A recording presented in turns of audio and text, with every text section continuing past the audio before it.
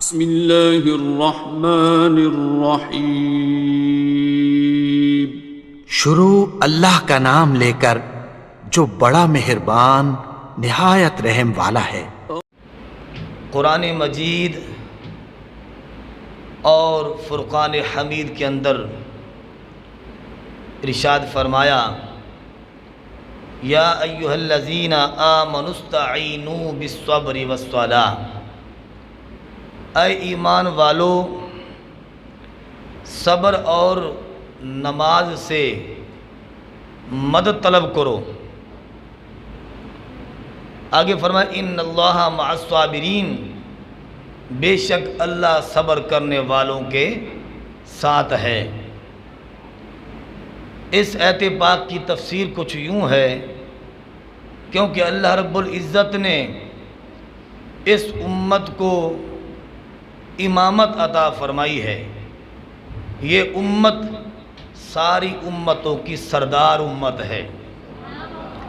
اللہ نے اس امت کو سرداری عطا فرمائی، امامت عطا فرمائی، تو اللہ فرماتا ہے کہ تمہیں کیونکہ میں نے یہ بہت بڑی ڈیوٹی عطا فرمائی، بہت بڑی شان اور بہت بڑا مقام تمہیں امامت کا عطا کیا ہے، اگر تم اس عہدہ سے یعنی اس ذمہ داری سے بری ہونا چاہتے ہو، تم چاہتے ہو کہ ہم اس ذمہ داری کو پورے طریقے سے نبھا سکیں، تو پھر میں تمہیں رب ہو کر یہ حکم فرما رہا ہوں کہ تم ایسے کرنا کہ تمہارے راستے میں جتنی بڑی مصیبتیں آ جائیں، مشکلات کا ظہور ہو، طوفان اور آندھیاں آ جائیں، تو ایک تو تم نے کیا کرنا ہے؟ صبر کرنا ہے۔ استعینوا بالصبر، اے ایمان والو صبر سے مدد طلب کرو، صبر کرو۔ اور دوسری چیز کیا ہے؟ فرمایا نماز پڑھ کر رب سے تعلق کو مضبوط رکھو، نماز پڑھ کر رب سے تعلق کو پختہ بناتے رہو، تو پھر کیا ہوگا؟ فرمایا ان اللہ مع الصابرین، بے شک اللہ صبر کرنے والوں کے ساتھ ہے۔ کیا مطلب؟ فرمایا کہ رب کی نصرت اور اس کی تائید اور اس کی مدد، جو مشکلات میں صبر کرتے ہیں اللہ ان کی مدد فرماتا ہے، اور پھر انہی کی کامیابی جو ہے وہ قدم چومتی ہے۔ تو اس لیے اللہ فرماتا ہے کہ صبر اور نماز سے تم مدد طلب کرو۔ اور اسی طرح جب صبر کی بات اللہ رب العزت نے فرمائی اور نماز کی بات، یہاں نماز کا ایک مرتبہ ذکر ہے، مگر صبر کا 2 مرتبہ ذکر ہے۔ اللہ فرماتا ہے یا ایھا الذین آمنوا استعینوا بالصبر والصلاۃ ان اللہ مع الصابرین۔ صبر کا 2 مرتبہ ذکر ہے اور نماز کا 1 مرتبہ ذکر ہے۔ فرمایا کہ صبر ہوگا تو پھر اجر ملے گا، اگر صبر نہ ہو تو پھر اجر نہیں ملتا۔ یہ وضو کرنا نماز کے لیے بھی صبر ہے، تو فرمایا کہ بے صبرے کی تو نماز ہی قبول نہیں، بے صبرے کی حج ہی قبول نہیں، بے صبرے کی زکوٰۃ ہی قبول نہیں۔ فرمایا کہ اس کے اعمال کی کوئی ویلیو نہیں۔ جس آدمی کے پاس صبر ہوتا ہے اللہ اسے اجر عطا فرماتا ہے۔ اور پھر صبر اور نماز کا ذکر کرنے کے بعد اللہ رب العزت نے شہداء کا مقام بیان فرمایا۔ فرمایا وَلَا تَقُولُوا لِمَنْ يُقْتَلُ فِي سَبِيلِ اللَّهِ أَمْوَاتٌ، سوالت کہتے ہیں۔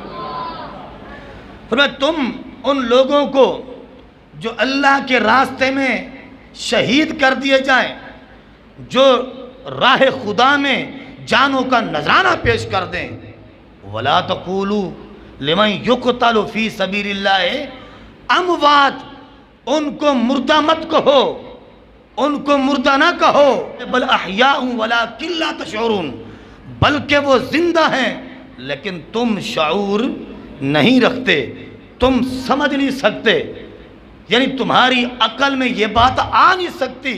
اگر تمہاری عقل میں یہ بات نہ آئے تو پھر اس کا یہ مطلب نہیں کہ تم انکار پر جرت کرو، نہیں نہیں، اگرچہ تمہیں ان کی زندگی سمجھ میں آئے یا نہ آئے، تم نے انکار کی جرت نہیں کرنی۔ اگر تم نے شہداء کی زندگی کا انکار کر دیا تو پھر تمہارے اعمال ضائع ہو جائیں گے، تمہارا ایمان برباد ہو جائے گا، کیونکہ قرآن کا پھر بندہ منکر بنے گا۔ جو قرآن کا منکر ہوتا ہے پھر وہ مومن نہیں رہتا، وہ کافر ہو جاتا ہے۔ قرآن کہتا ہے وہ زندہ ہیں۔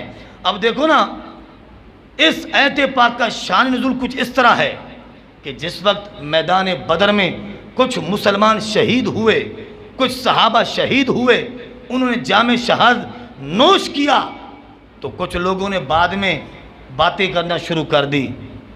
کچھ کہنے لگے فلاں بندہ مر گیا، فلاں بندہ تباہ ہو گیا، ہلاک ہو گیا۔ کچھ کہنے لگے کہ فلاں بندہ جو مر گیا ہے وہ اپنی زندگی کی لذتوں سے محروم ہو گیا ہے، اگر وہ زندہ ہوتا تو زندگی کی لذتیں محسوس کرتا، یعنی طرح طرح کی باتیں۔ اور شہداء کو انہوں نے مردہ کہنا شروع کر دیا۔ جب اس انداز میں لوگوں نے گفتگو کی تو غیرت الہی کو گوارا نہ ہوا کہ جو لوگ راہ خدا میں جان کا نذرانہ پیش کریں ان کو لوگ مردہ کہیں۔ نہیں نہیں، رب نے قرآن نازل فرما دیا۔ رب نے فرمایا وَلَا تَقُولُوا لِمَنْ يُقْتَلُ فِي سَبِيلِ اللَّهِ أَمْوَاتٌ، اے مردہ کہنے والو خاموش ہو جاؤ، چپ ہو جاؤ، خیال تک نہ کرو جو میرے راستے میں جان کا نذرانہ پیش کرتے ہیں، جو میرے راستے میں زخموں کو برداشت کرتے ہیں، تم ان کو مردہ مت کہو، بل احیاء، فرمایا بلکہ وہ زندہ ہیں، ولیکن لا تشعرون، مگر ان کی زندگی کو تم سمجھ نہیں سکتے۔ تو حضرات محترم دیکھیے، اس کی بہت ساری مثالیں ملتی ہیں کہ شہداء زندہ ہیں۔ اب مفسرین کا اختلاف ہے، بعض مفسرین کہتے ہیں کہ وہ زندہ تو ہیں مگر ان کی روحیں زندہ ہیں، ان کی روحیں زندہ ہیں، اور بعض کہتے ہیں نہیں، ان کی روح بھی زندہ ہیں، جسم بھی۔ سمجھ آ رہی کہ نہیں آ رہی؟ شہید کا مقام دیکھیں کہ شہید کا مقام یہ ہے ان کی روح بھی زندہ، ان کا جسم بھی زندہ ہے، اور یہی راجح قول ہے۔ اور جو دوسرا قول ہے کہ صرف روح زندہ ہے، یہ مرجوح ہے۔ راجح قول یہ ہے کہ شہید کا جسم بھی زندہ، شہید کی روح بھی زندہ ہے۔ یہی وجہ ہے کہ شہداء کے جسم سلامت ہوتے ہیں، شہداء کے جسموں کو مٹی نہیں کھاتی ہے۔ آپ کہیں گے وہ کیسے؟ آپ اٹھائیں کتب احادیث اور تاریخ کی کتابیں اٹھائیں جن کے اندر موجود ہے، یہ ایک مثال موجود ہے، جنگ احد کے 46 سال بعد، کتنے؟ 46 سال بعد، جنگ احد کے 46 سال بعد فرمایا حضرت عمر بن جموح اور اسی طرح فرمایا کہ حضرت عبداللہ بن جبیر، یہ دو صحابہ، ایک کا نام ہے حضرت عمر بن جموح اور دوسرے کا نام ہے حضرت عبداللہ بن جبیر رضی اللہ عنہ، فرمایا کہ سیلاب کی وجہ سے جنگ احد کے 46 سال بعد، کتنے؟ 46 سال بعد سیلاب کی وجہ سے ان کی قبریں کھل گئی۔ تو دیکھنے والوں نے دیکھا کہ ان کے جسم بالکل تر و تازہ تھے، جسم بالکل ان کے شگفتہ تھے، شاداب تھے۔ یہ اس بات کی دلیل ہے کہ بل احیاء ولیکن لا تشعرون، بلکہ وہ زندہ ہیں لیکن تم ان کی زندگی کو سمجھ نہیں سکتے۔ اور اسی طرح زیادہ دور ہم کیوں جائیں، 20ویں صدی کا واقعہ ہے، جب دریائے دجلہ حضرت عبداللہ بن جابر رضی اللہ عنہ اور دیگر شہداء کے مزارات کے قریب پہنچا۔ دریائے دجلہ، دریا جب جس طرف پانی کا رخ ہو جائے تو پھر مٹی کو کھاتا ہے کہ نہیں کھاتا، پھر دریا آگے آگے ہوتا ہے۔ تو دریائے دجلہ عروج پر تھا، اس کے پانی نے ان مزارات کی طرف زور رکھا۔ کون سے صحابی؟ حضرت عبداللہ بن جابر، حضرت عبداللہ بن جابر رضی اللہ عنہ۔ آپ کے مزار اور دیگر شہداء کے مزارات کی طرف پانی بڑھتا ہے، جب بالکل قریب آ جاتا ہے تو حکومت عراق نے یہ فیصلہ کیا کہ ان مزارات کو کھول کر ان مقدس صحابہ کو یہاں سے نکال کر حضرت سلمان فارسی رضی اللہ عنہ کے مزار کے بالکل قریب دفن کر دیا جائے۔ سمجھ آ رہی ہے؟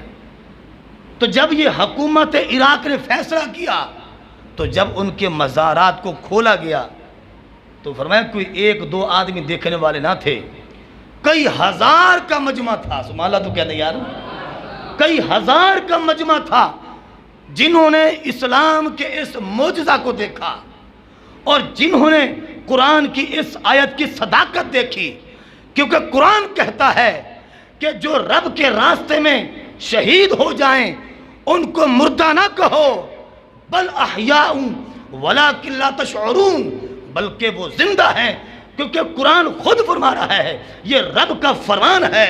تو ہزارہا لوگوں نے اس عظیم معجزہ کو دیکھا اور قرآن کی آیت کی صداقت کو دیکھا تو پتہ چلا کہ رب نے جو فرما دیا ہے وہ حق ہے۔ شہید جو ہے وہ اپنے مزارات کے اندر زندہ ہوتے ہیں، قیامت تک ان کے جسموں کو مٹی نہیں کھا سکتی ہے۔ یہ صبر اور نماز یہ امتیازی چیز تھی کربلا کے میدان کے اندر، جس کا حکم قرآن دے رہا ہے، وہ رب کائنات جس کا حکم دے رہا ہے۔ فرمایا کہ جب کوئی مشکل آ جائے تو تم کیا کرو؟ صبر اور نماز سے مدد طلب کرو۔ کربلا کے میدان کے اندر حضرت امام حسین رضی اللہ عنہ نے صبر بھی کر کے دکھایا، نماز بھی پڑھ کے دکھائی۔ آج کچھ لوگ کہ جن کے پاس نہ صبر نام کی کوئی چیز ہے اور نہ ان کے خیموں میں نماز نظر آتی ہے، ہاں ایک چیز نظر آتی ہے، بھنگ چرس نظر آتی ہے، سیاہ لباس جو جہنمیوں کا لباس ہے وہ نظر آتا ہے، اور پھر وہ دعوے دار ہیں کہ ہم تو بڑے حسین والے ہیں، ہم علی والے ہیں۔ ان کا یہ دعویٰ جھوٹا